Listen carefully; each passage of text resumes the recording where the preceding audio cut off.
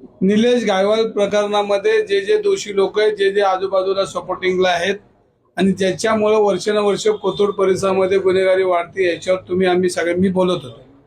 आणि या बोलण्यामध्ये माझा साधा प्रश्न होता तिथल्या सत्ताधाऱ्यांना की निलेश गायवाल टोळीचे सदस्य, त्यांचे प्रमुख लोक दादांच्या आजूबाजूला असतात, त्याचाही त्यांनी खुलासा करा. हा सोपा माझा विषय आणि पुणे शहर भयमुक्त झालं पाहिजे, हा माझा विषय.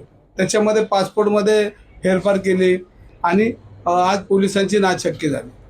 आपण बघत असाल तर इंटरपोल सारख्या संस्थेला पोलिसांना विनंती करावी लागली की आम्हाला ह्याच्यामध्ये मदत करा. ही पोलिसांना विनंती का करावी लागली तर एक गुन्हेगार मोकाट वर्षानुवर्ष त्या कोथरूड आणि पुणे शहराच्या जिल्ह्याच्या आजूबाजूला जे गुन्हेगारी करत होतात, त्याच्यामुळे आज ही नामुष्की पोलिसांना ओढली गेली. ह्याला जबाबदार कोण आहे?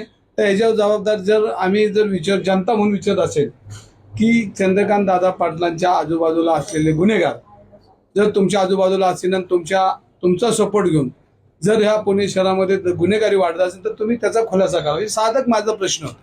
आणि प्रश्न कोणाला विचारणार आपण? तर प्रश्न विचारणार तर त्या भागात आज मंत्री म्हणून काम करतात, आज प्रमुख आहेत भारतीय जनता पार्टीचे, आणि ह्यांना आपण प्रश्न आपण थोडीच सामान्य माणसाला किंवा एखाद्या हातगाडीवाल्याला किंवा एखाद्या पानटपऱ्याला जाऊन विचारणार की अरे पुणे गुन्हेगारी चालू झाली आणि तू उत्तर दे. ते पुणेकर म्हणून साधा प्रश्न होता. मी पुणेकर म्हणून त्यांच्याशी बोलत होतो.